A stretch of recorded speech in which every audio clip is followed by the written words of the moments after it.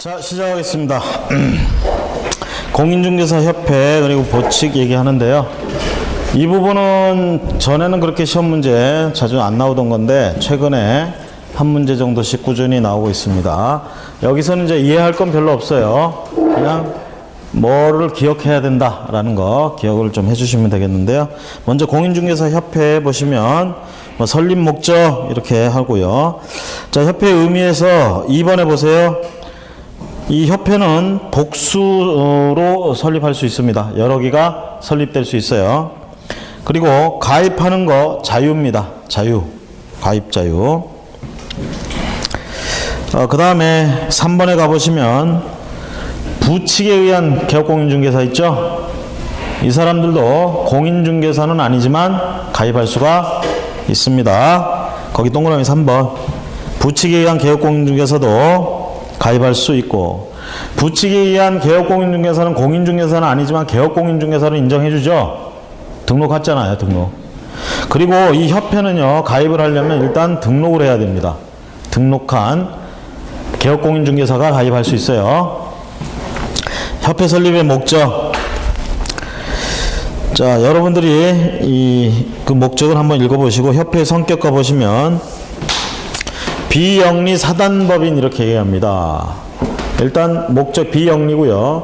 그 다음에 사람들이 모인 단체이기 때문에 목적을 가지고 사단법인이라고 부릅니다. 자, 그래서 두 번째 줄에 민법상 사단법인 규정을 준용하고요. 그 다음 인가주의를 취하고 있습니다. 누구의 인가를 받아야 되느냐? 주무관청 국토교통부 장관의 인가를 받아야 된다. 자, 오른쪽에 동그라미 3번 임의 설립주의. 그래서 설립이 강요되어 있지는 않습니다. 그 다음에 4번에 가입도 임의 가입입니다. 자유, 임의 가입주의. 자, 세 번째 줄에 보세요. 가입할 수 있는 자는 개업공인중개사뿐이고 공인중개사는 가입할 수가 없습니다. 시험 봐서 자격증 취득했다고 협회에 가서 나 좀 가입시켜주세요. 안 해줘요. 개설 등록을 해야 됩니다.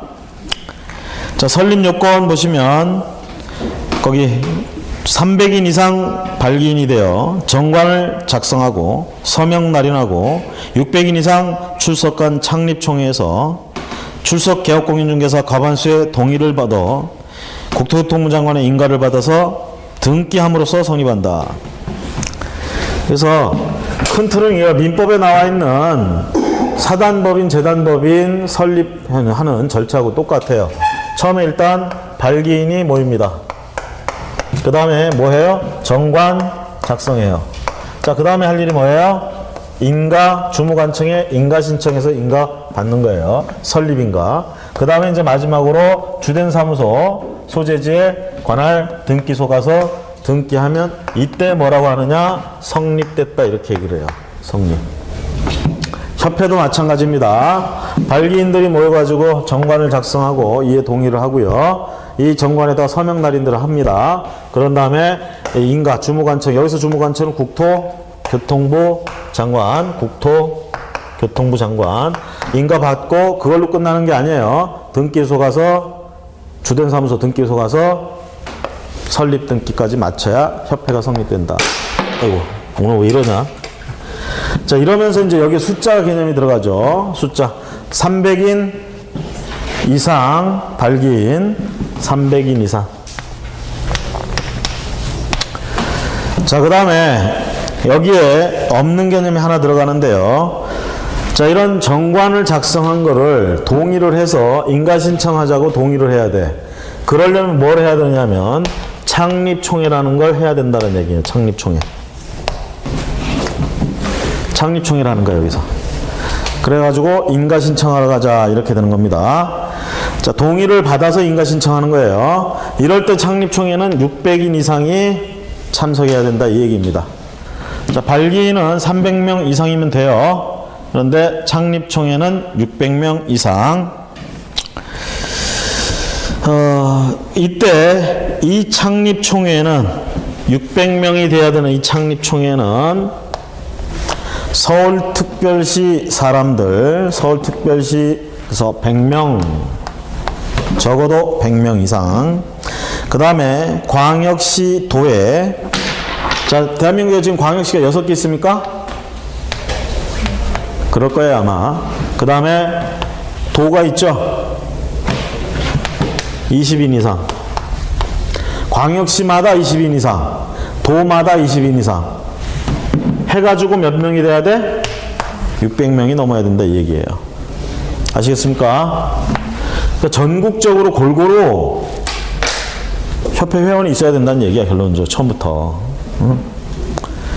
자, 지금 협회는 그런 걸 다 충족을 해서 했겠죠? 그렇죠? 여러분들이 만약에 공인중개사 돼서 개설 등록했는데 협회가 마음에 안 들어. 그럼 협회를 또 설립할 수 있잖아요. 설립하려면 이들 다, 지금 현재 현행법이 이래요. 이렇게 지켜서 해야 돼. 그러니까 빨리 여러분들 어떻게 내가 설립을 하나 하고 싶다 그러면 개설 등록할 수 있는 친구들 300명을 만들어야 돼. 300명 이상을. 근데 이제 창립총회까지 하려면 600명 이상을 만들어야 돼. 그것도 우리 동네에 있는 애들만 되고는 안 되고 전국적으로 골고루. 그렇죠? 그러니까 SNS 같은 거 잘해야지. 트위터 하고 열심히 트위터 날리고. 그렇죠? 자, 재밌지 않습니까? 저런 것도 한 번씩 만들어 보려고 하고. 이 기존에 있는 협회가 맨날 시끌벅적해요. 여기저기 또 선거 해가지고 회장 뽑는데, 요번에도 회장 선거 무효 소송 이렇게 들어갔다가 졌어. 그래서 회장이 뭐 선거 활동 기간에 위법이 없었다. 뭐 이렇게 해가지고. 열심히 지금 공고 날리고 있어. 아, 자기 이겼다고. 맨날 싸워, 맨날. 자, 거기 그 내용들 체크하시고 조직 및 기관에 가보시면 시도에는 지부를 둡니다. 여기서 말하는 시도는 뭐예요? 특광도, 특도 얘기하는 거죠. 시도에는 지부가 있고 그 하부 조직으로 지회가 있습니다. 지회는 시군 구별로 둡니다. 지회는 시군 구별로 둬요. 제가 지금 수원시 장안구에 사무실을 가지고 있어요. 성대지하철 옆에. 그러면 저는 장안구 지회 소속이에요. 그쵸? 그리고 우리 지회는 어디 지부? 경기도 지부에 들어가는 거죠. 그쵸? 자, 그렇게 보는 겁니다. 지부가 좀 더 넓은 개념이죠.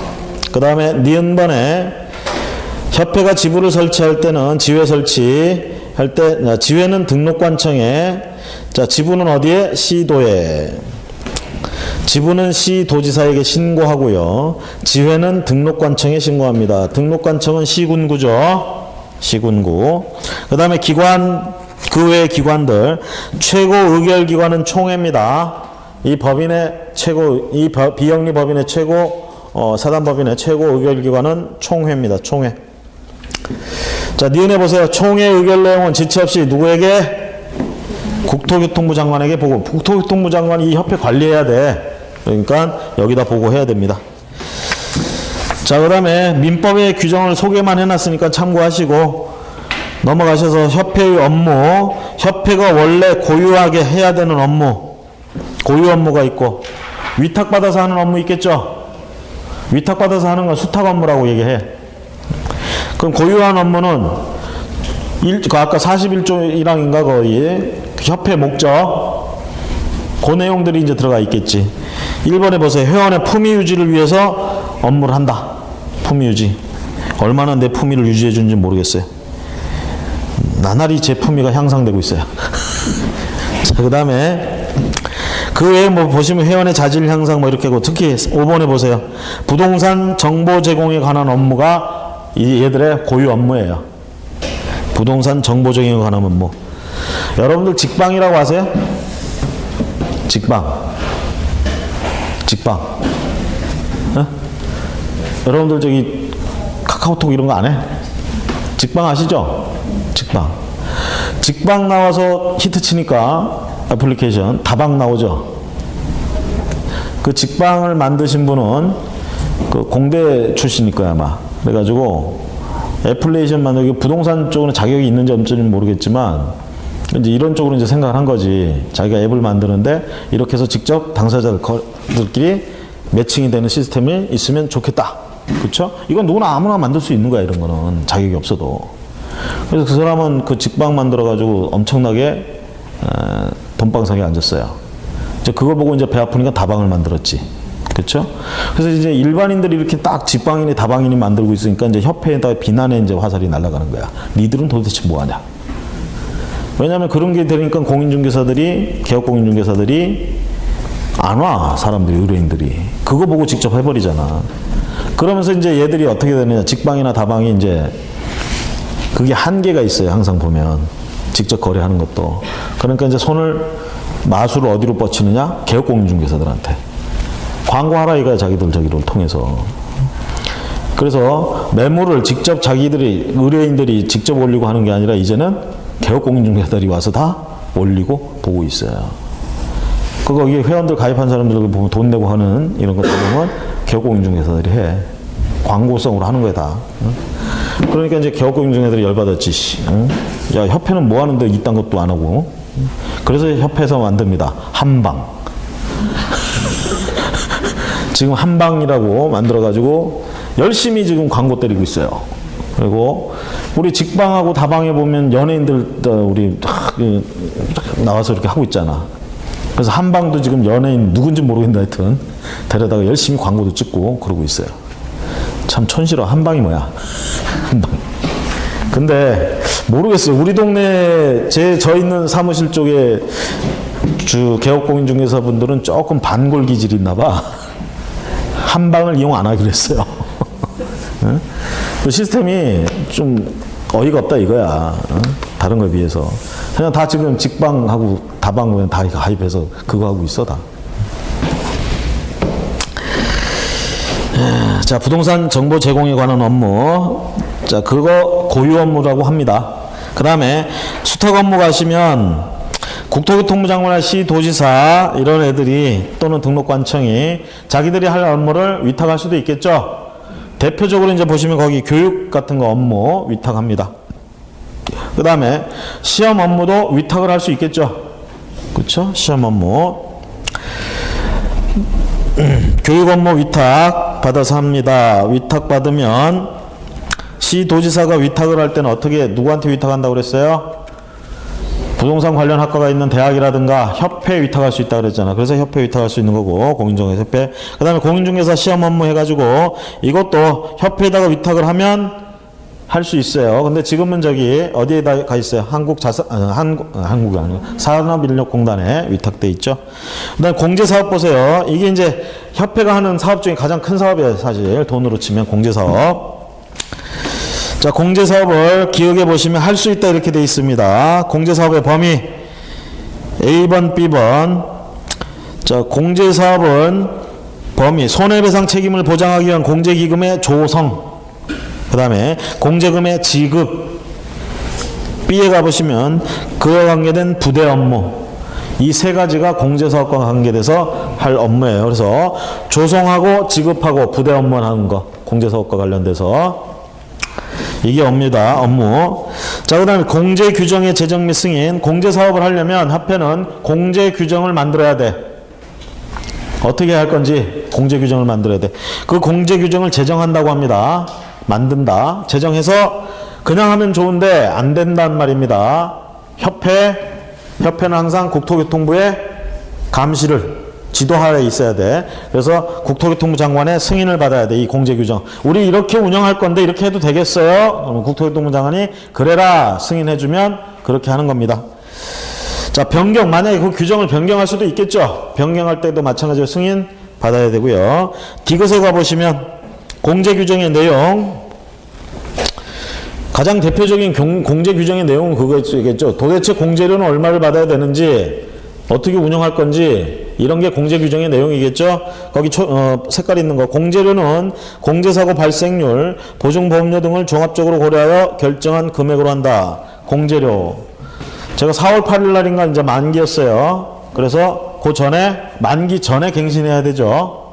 그래서 만기 전에 지회에다가 전화해가지고, 지부에다 전화했구나. 지부에다 전화해서 얼마입니까? 그랬더니 17만 얼마 나오더라고. 17만. 이게 공제료야. 공제료. 이 공제료는 거기 나온 것처럼 이런 것들 다 고민해서 나오는 금액. 여러분들 보험료라고 아시죠? 보험 가입하면. 보험료 매달 얼마씩 내는 보험료, 그것도 전부 다 그런 사고나 어떤 이런 걸 다 확률 같은 거 계산해보고 나오는 거예요. 공제료도 마찬가지로 그렇게 해서 계산해서 나오는 겁니다. 그 다음에 B에 가보시면 손해배상기금과 복지기금으로 구분하는 뭐를? 회계기준. 회계기준을 공제사업을 손해배상기금과 복지기금으로 구분하여 그에 부합되는 세부기준을 가지고 한다. 자, 공제사업을 하게 되면 우리가 어떻게 되죠? 나처럼 이제 17만 얼마씩 공제를 낼 거 아니야. 이건 소멸성이에요. 내년에 되면 나 또 내야 돼. 환급 안 해줘 나중에. 그쵸? 그러면 이걸 가지고 공제사업을 한단 말이에요. 누가? 협회가. 그럼 돈이 이렇게 많이 모였을 거 아니야. 어?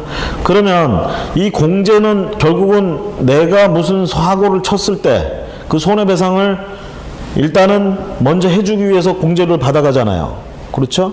그러면 내가 낸 돈을 그대로 다 나같이 낸 돈을 전부 다 그냥 가지고 있을 필요는 없어. 맨날 사고가 터지는 건 아니니까. 그래서 그 기금 낸 돈들을 그 기금으로 구성을 해서 둘로 구별을 해 놓은 거야. 하나는 손해배상을 해주기 위해서 준비할 그런 그 기금으로, 또 하나는 복지기금으로 쓴다 이 얘기입니다.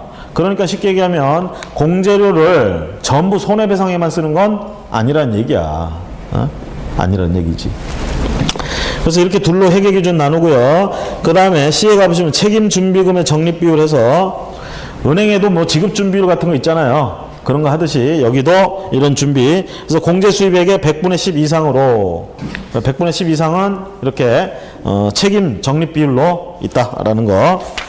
그 숫자 기억하시고 다음 페이지에, 자, 이런 책임 준비금 적립비율에 따라 준비금이 있다. 이 책임 준비금은 다른 용도로 쓰면 돼요, 안 돼요? 원래 안 되겠지. 책임지는 데 써야 될 거 아니야. 그런데 두 번째, 다른 용도로 사용하고자 하는 경우는 국토교통부 장관 승인을 받아서, 자, 그렇게 할 수도 있다라는 얘기예요. 다른 승인. 그 다음 운영실적 공시해야 됩니다. 협회는 이 공제사업을 운영했을 때 그 실적 공시해야 돼.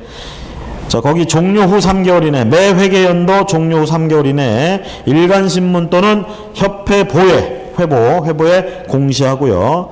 그 다음에 협회 인터넷 홈페이지에 게시한다. 이거 제대로 안 하면 협회가 500만 원 이하의 과태료 처분을 받을 수 있습니다. 그 다음 줄에 나와 있죠. 그 다음에 공제사업 운영위원회.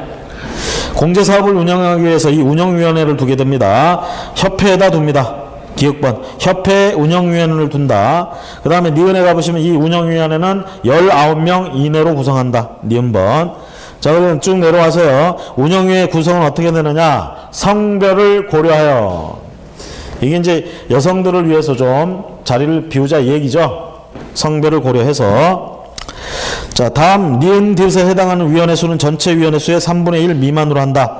자, 위원회는 어떤 사람들로 구성이 되느냐. 거기 기역부터 기역, 니은, 디귿, 다음 페이지에 리을 이렇게 나오는데, 니은하고 디귿으로 돼 있는 사람들은 전체 구성원의 3분의 1 미만이 돼야 된다는 얘기예요. 그러면 니은에 보세요. 협회 회장 한 명이겠지. 그 다음에 협회 이사회가 협회 임원 중에서 선임한 사람 몇 사람 되겠죠. 이 사람하고 협회장 합쳐서 그 숫자가 전체 운영위원회 3분의 1 미만이어야 된다 이 얘기야. 3분의 1 미만. 다음 페이지 위원회 임기 보세요. 위원회 임기는 2년으로 하고요. 한 번에 한해서 연임이 가능합니다. 한 번에 한해서 연임. 그러니까 최대 4년 할 수 있겠네. 응? 그 다음에 조사 또는 검사해서 금융위원회 설치 등에 관한 법률에 따른 금융감독원의 원장은 국토교통부 장관의 요청이 있는 경우에는 공제사업에 관하여 조사 또는 검사를 할 수 있다.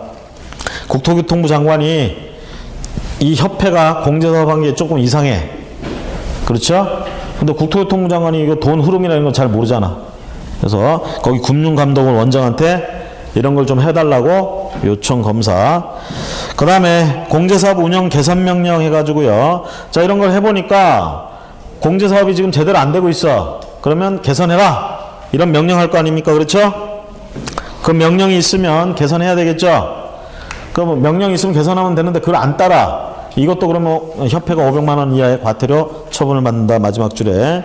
그 다음에 6번에 가보시면 임원에 대한 제재 등 해서 국토교통부 장관이 보니까 협회 임원이 지금 제대로 안 하고 있단 말이야. 그러면 협회 임원에 대해서 특히 공제사업을 건전하게 운영하지 못할 우려가 있는 경우에는 그 임원, 쉽게 얘기하면 이 임원이 공제사업료, 공제료를 자꾸 손대는 거야 지금. 그럼 이런 애들을 잘라라 뭐 어쩌라 이렇게 했지. 응? 자, 이렇게 제재를 가하라고 얘기를 했는데 협회에다 얘기합니다. 그럼 협회는 따라야 돼요. 이 안 따르면 이것도 500만 원 이하 과태료 처분을 한다라는 거. 그 다음 7번에 가보시면 재무 건전성의 유지 이렇게 돼 있습니다. 협회는 공제사업을 위해서 공제사업의 재무 건전성을 기준을 지켜서 재무 건전성을 유지해야 합니다. 재무 건전성의 기준 보세요. 모두 준수해야 된다. A에 보시면 지급 여력 비율은 100분의 100 이상으로 유지할 것. 100분의 100 이상. 그 다음에 니은에 지급 여력 금액을 지급 여력 기준 금액으로 나눈 비율을 우리가 지급 여력 비율이라고 얘기한다. 이 비율은 100분의 100 이상. 100분의 100 이상. 다음 넘어가셔서 지도 감독해서 이 협회를 지도 감독하는 거. 공인중개사협회는 개업공인중개사들로 구성된 이익단체입니다. 그래서 국토교통부의 인가로서 성립되는 단체이므로 당연히 국토교통부는 지도 감독권이 있습니다. 그다음 지도 감독 그러는데요. 감독권자 보시면 국토교통부 장관이고 감독 대상은 누구겠어? 협회, 지부, 지회 전부 다 감독 대상. 자, 이런 감독을 하는데요. 3번에 가보세요. 협회가 지도 감독상의 의무를 위반한 경우에는 마찬가지로 500만 원 이하의 과태료. 그러니까 한마디로 정리하면 협회가 뭔가 위반을 해가지고 과태료를 맞는다 그러면 500만 원짜리, 500만 원 이하짜리를 맞는다. 1번에 공인중개사협회에 관한 설명으로 틀린 것은 3번 봅니다. 협회는 공인중개사 300인 이상이 발기인이 되어 정관을 작성하고 창립총회 의결을 거친 후에 국토교통장관 인가를 받아야 성립한다. 협회는 공인중개사가 협회 회원이 될 수 있어요? 개업공인중개사여야 되죠. 개업공인중개사. 그렇죠? 그 부분이 틀린 겁니다. 자, 다음 넘어가서 보칙.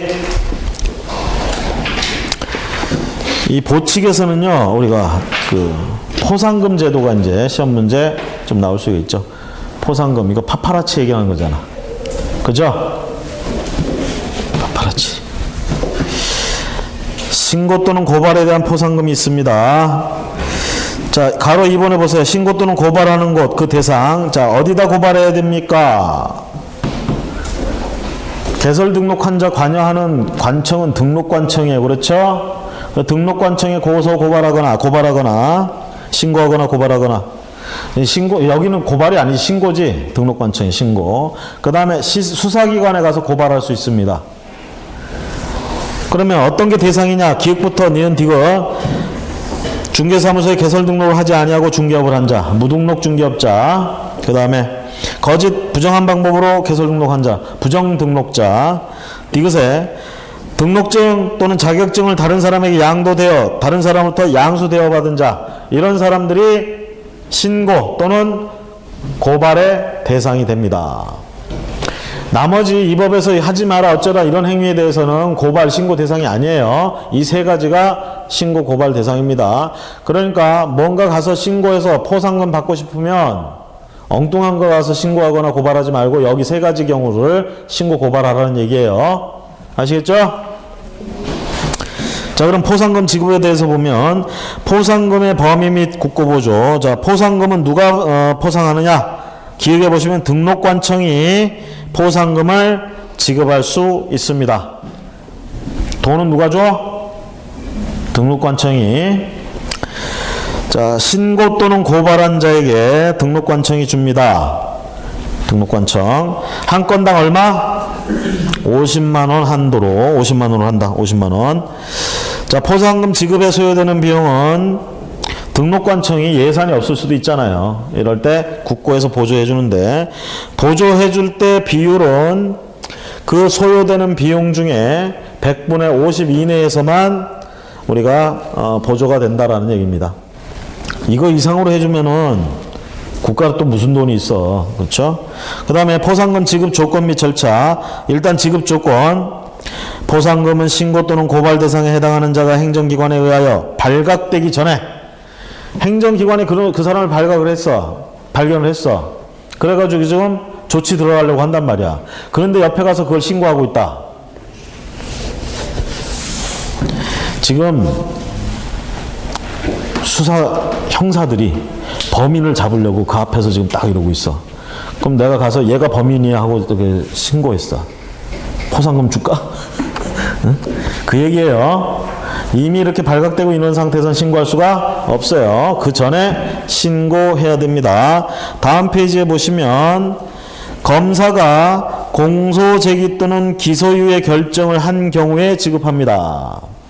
이렇게 이렇게 신고 고발이 됐어. 무조건 신고 고발했다고 해서 포상금을 주는 게 아니에요. 요걸 가지고 검사가 공소를 제기하거나 기소유예 결정을 내려야 된다. 여기서 하나 조심하실 건 그렇게 해서 공소가 제기됐어요. 공소가 제기됐다는 얘기는 재판한다는 얘기입니다. 재판을 해봤더니 혐의가 없대. 무혐의로 풀려날 수 있잖아. 얘는 그런 적이 없다. 죄인이 아니다. 아니 그럼 포상금 어떻게 하느냐 이 얘기죠. 그래도 포상금 지급합니다. 그래서 포상금은 이 대상이 죄가 있느냐 없느냐가 여부가 포상금 지급의 기준이 아닙니다. 포상금은 재판만 열리면 된다는 얘기야. 거기 검사가 공소를 제기하거나 또 기소유예 처분한다는 것도 마찬가지예요. 혐의는 있는데 단지 검사가 기소를 안 한다 뿐입니다. 이거. 자, 이렇게 했을 때 어떻게 한다고요? 죄의 여부와 상관없이 포상금을 지급한다고요. 자, 그 다음에 기소유예 개념은 거기 나와 있고요. 니은에 보시면 포상금 지급 신청서 제출. 당연히 지급해달라고 신청서 제출해야 되겠지. 디귿번에 가보시면 이 지급 신청서를 받았으면 사실을 알아보고 포상금을 지급해야 될지 말지 결정을 해야 되겠죠. 지급하려고 결정했으면 1월 이내에 포상금을 지급해야 됩니다. 1월 체크하시고요. 리을에 2명 이상이 공동으로 지금 신고했어요. 또는 고발을 했어. 그럼 각각 50만 원씩 줄까? 그럴 순 없죠. 균등하게 지금 50만 원 가지고 나눠주는 거야. 나눠줘. 자, 그런데 포상금을 지급받을 자들이 서로 합의했어. 야, 이걸 우리가 6대4로 나누자. 그러면 그 얘기를 하면 줄 때 그냥 6대4로 나눠줍니다. 그 다음에 미음번에 가시면 하나의 사건에 2건 이상의 신고가 있었다. A라는 사람도 신고하고 B라는 사람도 신고하고 C라는 사람도 신고했어. 갑이 지금 무등록 중개업을 하고 있는데 A, B, C가 신고를 했어. 그럼 누가 포상금을 받느냐 이 얘기죠. 이럴 때 제일 먼저 신고 또는 고발한 자가 받습니다. 그래서 최초 신고 또는 고발한 자. 앞에서 균등하게 논아주는 경우는 둘이서 같이 신고 고발한 거야. 응? 같이. 자, 1번 문제 봅니다. 포상금 최대 금액은 갑과 을이 받을 수 있는 포상금의 최대 금액. 갑은 중개사무소를 부정한 방법으로 개설 등록한 A와 B를 각각 고발하였으나 검사는 A를 공소 제기하였고 B를 무혐의 처분했습니다. B는 아예 공소 제기나 기소유예를 안 했다는 얘기죠. 그쵸? A는 공소 제기했잖아. 갑은 이때 포상금을 얼마 받을 수 있어요? 한 건 드는 거죠? 50만 원. 자, 을은 중개사무소를 부정한 방법으로 개설 등록한 C를 신고하였으며 C는 형사재판에서 무죄 판결을 받았다. 자, 이게 이제 조심하셔야 돼. 무죄 판결을 받았다는 얘기는 공소가 제기됐다는 거야, 안 됐다는 얘기야? 공소 제기됐으니까 재판을 했다는 얘기 아닙니까? 그렇죠? 그래서 무죄 여부하고 상관없이 공소가 제기되면 포상금을 받을 수가 있습니다. 그러니까 을은 여기서 50만 원 받을 수 있죠? 그 다음에 갑과 을은 포상금 배분에 관한 합의 없이 중개사무소 등록증을 대여한 D를 공동으로 고발하여 D는 기소유예 처분을 받았다. 갑과 을은 포상금 배분에 관한 합의는 없지만 공동으로 고발했대요. 공동으로. 그러니까 이때는 균등하게 지급해 준다는 얘기죠. 한 건이죠, 지금. 한 건이니까 거기다가 기소유예 처분을 받았대. 검사가 기소유예 처분했을 때도 지급하죠. 그래서 50만 원을 균등하게 주니까 25만 원씩. 중개사무소 개설 등록을 하지 않고 중개업을 하는 이를 을이 신고한 후에 갑도 이를 신고하였고 을은 형사재판에서 유죄 판결을 받았습니다. 일단 이거는 50만 원 지급 사유죠. 누구한테 지급해야 되느냐 이 얘기입니다. 을이 신고하고 그 다음에 갑이 신고했죠. 최초의 신고자가 받죠. 을이 50만 원을 받습니다. 그 다음에 앞에서 얘기한 그런 혐의자들 A, B, C, D, E는 전부 행정기관에 아직 신고 전에 발각되지 않은 상태입니다. 자, 그럼 한번 볼까요? 갑은 첫 번째에서 50만 원 받죠? 세 번째 사례에서 25만 원 받죠? 해서 75만 원.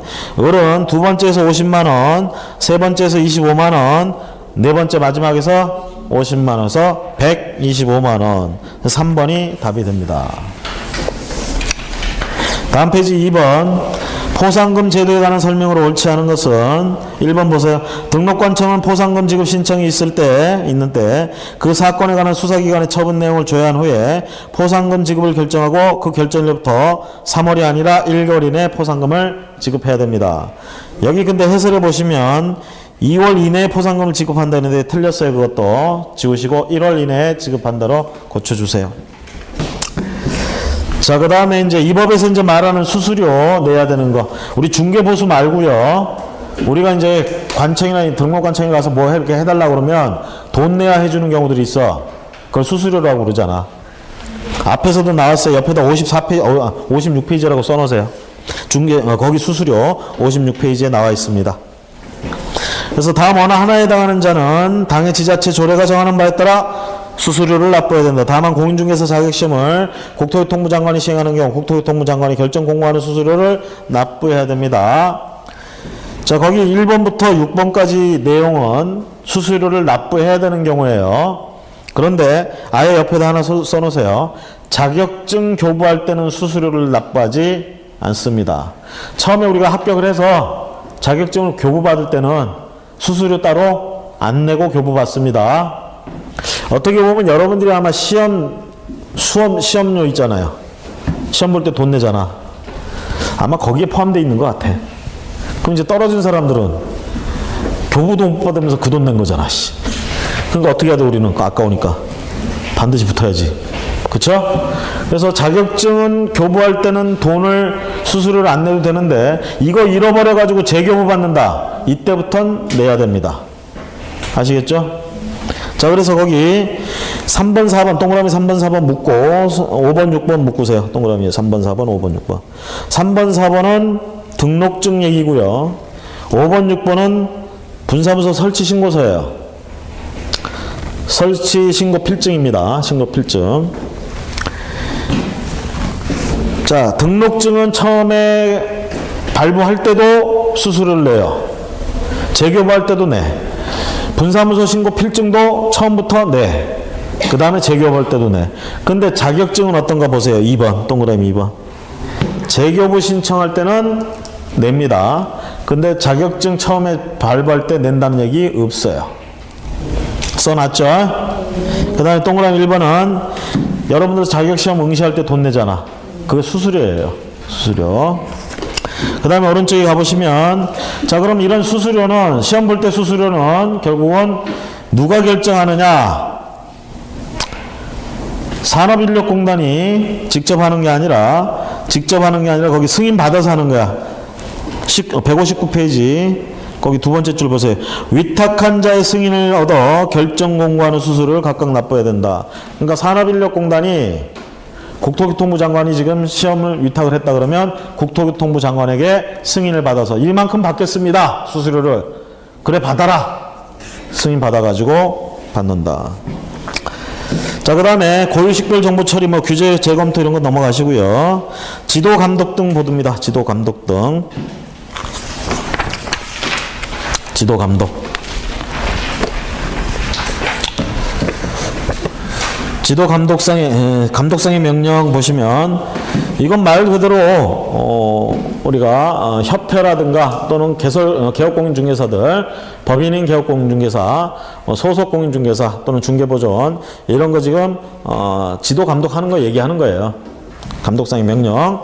지도 감독의 의미는 여러분들 읽어보시고 지도 감독권자 및 감독 대상자 봅니다. 지도 감독권자 누가? 국토교통부 장관, 시도지사, 등록관청 이렇게 얘기를 합니다. 그러면 대개 자격증은 시도지사가 관련돼서 관리합니다. 그렇죠? 그 다음에 개설 등록한 개업공인중개사에 대해서는 주로 등록관청이 관여합니다. 그럼 국토교통부 장관은 주로 뭘 관리할까? 협회라든가 부동산 거래 정보망 사업자 이런 애들 지도 감독하는 게 국토교통부 장관이에요. 주로.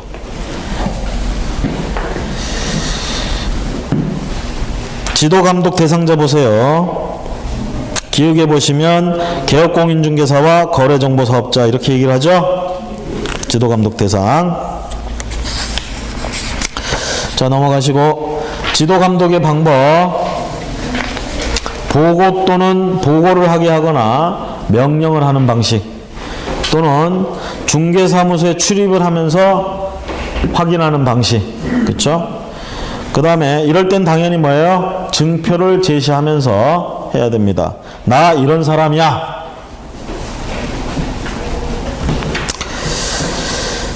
자, 그 다음에 지도 감독을 할 때는 사유를 보시면 부동산 투기 등 거래 동향의 파악을 위해서 필요한 경우. 그 다음에 2번에 보시면 이 법 위반 행위 확인이라든가 자격 취소 정지 뭐 이런 것들 업무 행정 처분을 위해서 필요한 경우. 이럴 때 당연히 뭐예요? 지도 감독을 해야 되겠죠? 그렇죠? 자, 행정 처분으로 바로 가봅니다. 행정 처분. 자, 그 교재를 보기 전에 오늘 나눠드린 자료 한번 보세요. 이 자료. 이제 여러분들은 이거를 한 번에 외우려고 하지 마세요. 자주 보면서 익숙해져야 돼, 일단은. 아시겠죠? 그러니까 이 책과 항상 같이 붙어 다닐 수 있게 책 속에다 잘 꼭꼭 숨겨놓으면 안 되지. 잘 볼 수 있게끔 해놓고요. 자, 일단 우리가 이런 공인중개사들, 개업공인중개사들 이자들에 대한 어떤 처분이나 이런 제재를 가할 때는 두 가지 방식입니다. 행정처분이라는 게 있고 그 다음에 벌칙에 의해서 하는 방법이 있어요. 이런 거 하기 전에 지도 감독을 통해서 미리 예방하는 거예요. 지도 감독을 통해서. 자, 그런데 이런 걸 못 해가지고 결국은 이런 일이 터진다. 그럼 이런 처분을 해야 되는데 행정처분은 말 그대로 행정기관이 뭔가 조치를 취하는 걸 행정처분이라고 그래. 그럼 여기서 말하는 행정기관은 어디겠어? 등록관청이에요. 등록관청. 그렇죠? 등록관청. 그 다음에 벌칙은요. 벌칙은 행정형벌이라는 게 있고 질서벌이라는 게 있어. 행정질서벌. 과태료라고 여러분들이 흔히 얘기를 해요. 과태료. 그러면 이런 과태료는 누가 부과처분하느냐? 그럼 형벌은 누가 부과하느냐? 여긴 등록관청이 한다고 그랬어. 여긴 누가 하느냐? 형벌은. 죄가 있어야 형벌을 받습니다. 여기서 말하는 형벌은 형법에 나와 있는 형벌이야. 사형부터 시작해서 징역, 금고 뭐 이딴 것들 얘기하는 거예요. 그러면 이런 걸 어떻게 부과되느냐? 항상 재판을 통해서만 가능합니다. 형사소송법상의 절차를 거친다. 즉 재판을 한다는 얘기야. 형사재판. 죄가 있느냐 없느냐. 그럼 재판을 할 때 누가 우두머리예요? 재판장. 판사죠? 그럼 결국은 판사가 형벌을 재판을 통해서 부과하는 거예요. 이거는. 그래서 이거 두 종류 있죠? 3년 3천만 원짜리, 1년 1천만 원짜리. 이 법엔 지금 두 가지 있어요. 이건 결국은 누가? 판사님이 결론을 내리는 거야. 재판을 통해서. 그럼 이제 과태료는 여기도 과태료는 두 종류가 있어요. 500만 원 이하짜리, 100만 원 이하짜리. 자, 그럼 이 과태료 부과 처분은 누가 하느냐? 이건 판사가 하는 게 아닙니다. 이건 행정청에서 해요. 여기서 이제 말하는 행정청은 등록관청만 있는 게 아니라 국토교통부 장관도 처분을 할 수 있고, 과태료 처분. 시도지사도 과태료 처분할 수 있고, 그 다음에 등록관청도 과태료 처분을 할 수 있어요. 자, 국토교통부 장관 같은 경우는 어떤 경우? 거래망, 정보망 사업자, 협회, 이런 애들한테 과태료 처분. 그렇죠? 그 다음에 등록관청은 개업공인중개사들 할 수 있고, 시도지사는 협회나 이런 데다가, 협회가 아니라 자격증 관련돼서 잃어버렸다든가 반납 안 한다든가 뭐 이런 것들. 그렇죠? 이렇게 과태료 처분. 이렇게 구성이 돼 있어요. 그럼 보세요. 형벌의 두 가지 유형, 과태료의 두 가지 유형. 그 다음 이제 행정처분 보면은, 행정처분. 자격증에 관계된 행정처분이 있고, 등록증에 관계된 행정처분이 나옵니다. 그럼 자격증에 관계된 행정처분은 자격 취소, 그 다음에 자격 정지. 그쵸? 그럴 때 요거는 뭐라고 그랬어? 항상 소속 공인중개사에게만 하는 거예요. 소속 공인중개사가 아닌 공인중개사는 이거의 가능성이 있다는 얘기지. 자취, 자격 취소. 그 다음에 등록증에 관계돼서 가면 등록 취소가 있고요. 여기는 정지 있었죠? 여기는 등록 정지라고 안 해요. 업무 정지라고 그래요. 업무 정지. 그러면서 등록 취소는 다시 둘로 나눕니다. 반드시 해야 되는 경우, 할 수 있는 경우, 등록 취소할 수 있는 경우. 이렇게 나눠져요. 그러면 여기 이제 사항이 어떻게 나와? 하나, 둘, 셋, 넷, 5개. 그래서 여러분들 나눠드린 자료 첫 번째 페이지에 보시면 5개 정도가 이렇게 구분이 돼 있죠? 응?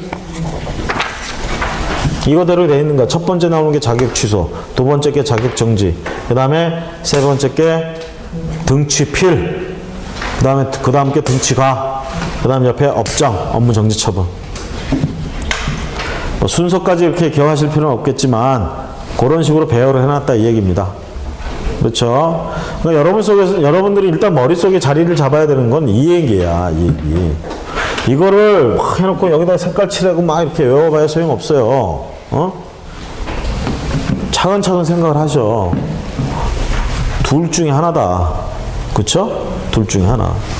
그 다음에 처분은 다시 이렇게 나눠진다. 자격증에 대한 처분, 등록증에 대한 처분. 그 다음에 벌칙은 형벌과 과태료. 과태료는 다른 말로 하면 또 행정질서벌이라고 얘기해. 질서벌. 이거는 행정형벌 이렇게 부르고.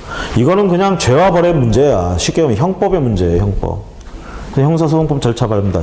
재판 통해서 이렇게 두 가지 중에 하나가 부과가 되는 거야. 여기는 과태료는 500만 원, 100만 원. 이런 행정청에서 부과를 한다. 자, 이게 일단 머릿속에서 자연스럽게 이렇게 생각이 돼야 됩니다.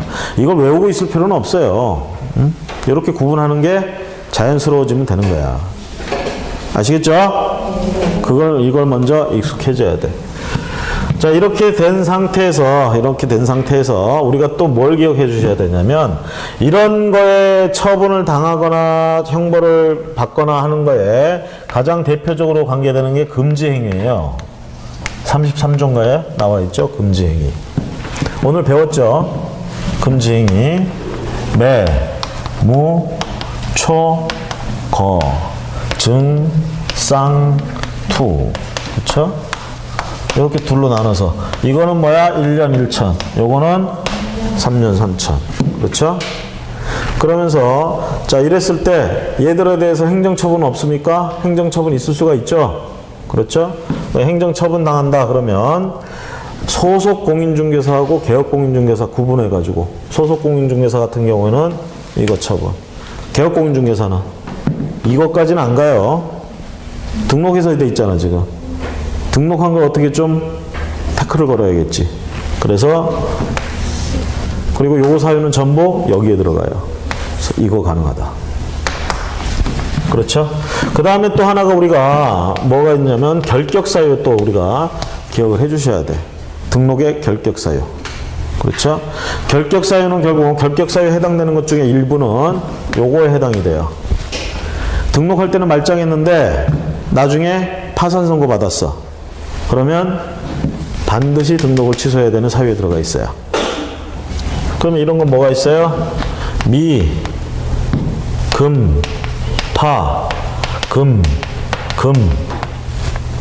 그 다음에 자, 취, 자, 정, 등, 취, 업, 정, 당, 300해. 뭔 말인지 모르겠지 뭐. 나도 뭔 말인지 몰라 지금. 미성년자. 그 다음에 옛날 말도 금치산자, 한정치산자. 지금은 이제 성년 후견인, 미성년 후견인 뭐 이렇게 얘기를 하죠. 파산, 금고 이상의 징역 종료됐어 3년.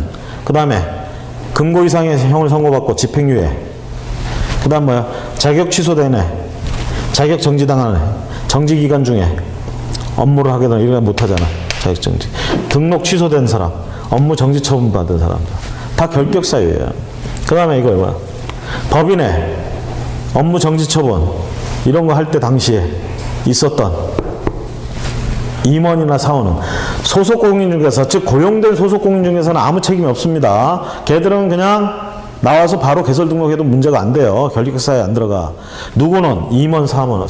얘들은 주인이었잖아. 그러니까 그런 짓을 해가지고 처분을 당했어. 그런데 이런 주인이었던 애들이 그 처분당했다고 쏙 빠져나와가지고 새롭게 개설 등록하게 하면 안 되겠지. 그래서 결격사유라는 거예요. 당시에 있었던, 일이 터졌을 때 당시에 있었던 애들. 업무정지 기간 동안은 결격사유야. 법인이 업무정지 처분을 당하잖아요. 그럼 그 기간 동안은 얘들은 거기 빠져나왔었어도 그 다음에 300, 이 법 위반해가지고 벌금형 선고받을 때 요거 있잖아요. 둘 중에 하나. 300만 원 이상을 받으면 여기도 300만 원 이상 나올 수 있죠. 1년 1천만 원에 1천만 원 이하니까 300만 원, 400만 원 얼마든지 나올 수 있지. 이것도 당연한 거고 3천만 원 이하니까.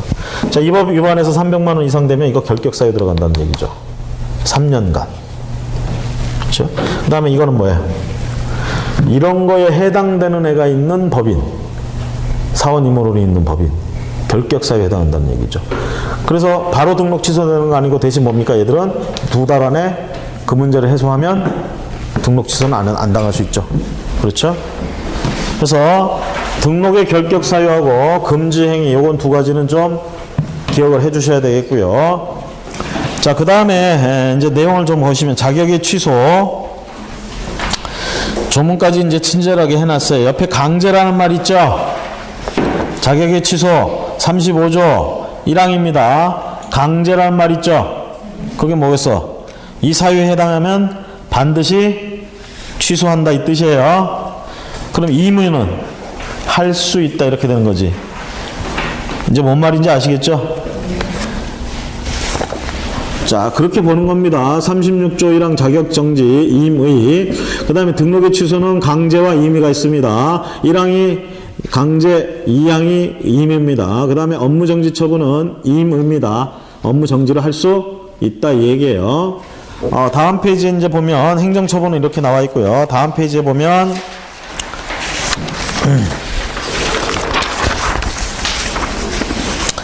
거기 금지 행위하고 결격 사유를 조그만 글씨로 해가지고 거기 넣어놨으니까 참고하시고, 다음 페이지 3페이지 가보시면 공인중개사법의 벌칙에서 나와 있죠. 3년 이하 3천만 원 이하, 1년 이하 1천만 원 이하, 그 다음에 과태료 해서 500만 원 이하 100만 원 이하 이렇게 해가지고 법에 나와 있는 행위 그걸 전부 다 여기 해놓은 거예요, 기재를. 그러면 여러분들이 이걸 가지고 기억을 해야 된다. 일정 부분 좀 외워주셔야 되겠어요. 자, 그런데 외워주실 때 제가 뭐 특별히 방법을 제시하지는 않지만요. 뭐 문자를 따서 한다 그러면 전부 두 문자를 따서 하면 좋은데 그러다 보니까 이게 막 겹치고 그래가지고 안 되겠어서 나름대로 거기 약간 굵은 글씨로 돼 있는 거 보이시죠? 크게 돼 있는 거. 그건 이제 제가 따놓은 거예요. 제가. 그래서 여러분들이 보기에도 이게 괜찮은 것 같으면 거기 색칠 해가지고 그렇게 기억을 하시고 나는 이게 싫어. 내 마음대로 할 거야. 그러면 여러분들이 그냥 편한 대로 하시면 상관없겠어요. 아시겠죠? 이런 기억은 어차피 자기가 알아서 하는 거예요. 그죠? 그래서 자기만의 방법이 있으면 충분히 그렇게 하시면 되겠습니다. 그래서 오늘은 수업을 여기까지 하는데 다음 시간엔 여러분들이 이 부분을 좀 공부를 기억을 좀 해 오시고 교재에서는 필요한 내용만 체크를 하고 가도록 하겠습니다. 그렇게 하고 이어서 이제 공인중개사법이 다 끝난 걸로 가는 거고 부동산 거래 신고 등에 관한 법률을 다음 시간에 들어가도록 하겠습니다. 그래서 참 유일하게 숙제를 내주는 거야. 처음이자 마지막이야 숙제. 이거 외우기. 그거 시킬 거야. 이러면 이제 아무도 안 오겠지. 예, 시키는 일 따위는 없으니까요. 자, 이걸 한 번에 외우려고 하지 마세요. 하지 마시고 편안하게 그냥 지척간에 두고 계속 내가 어떤 행동을 하면 어떻게 되지? 이런 궁금증이 떠오를 때마다 자주자주 봐주시기 바랍니다. 일단은 자, 오늘 여기까지 하겠습니다. 수고 많으셨습니다.